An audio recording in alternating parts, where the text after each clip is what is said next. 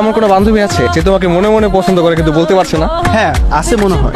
আচ্ছা ঠিক আছে, তাহলে তাকে কল করো, কল করে বলো শরবতে চিনি লাগে পানে লাগে চোন, বন্ধু তোমার প্রেমের বিষয়ে হয়ে গেলাম খুন। এটা বলার পরে যেভাবে হোক তাকে আই লাভ ইউ টু বলাতে হবে। আচ্ছা ঠিক আছে, দেখছি। হ্যালো জান্নাত। হ্যাঁ দোস্ত, কি অবস্থা তোর? কেমন আছো? এই তো আছি ভালো, তুই কেমন আছোস? এই তো আলহামদুলিল্লাহ। কই আছোস এখন? বাসায়? তুই কোথায় আছিস? আমিও বাসায়। আচ্ছা দোস্ত, তোকে একটা কথা বলতে চাচ্ছি অনেক দিন ধরে, কিন্তু বলতে পারছি না, আছে কি বলা যাবে? হ্যাঁ অবশ্যই।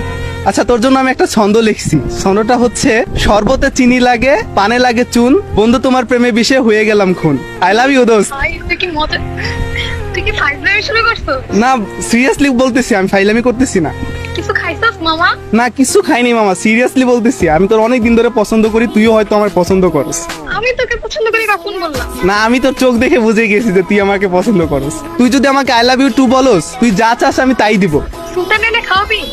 আচ্ছা ঠিক আছে, ডিল ডান। যা এখন তো বল। ওকে, লাভ ইউ টু। বান্ধবী রাজি হয়েছে।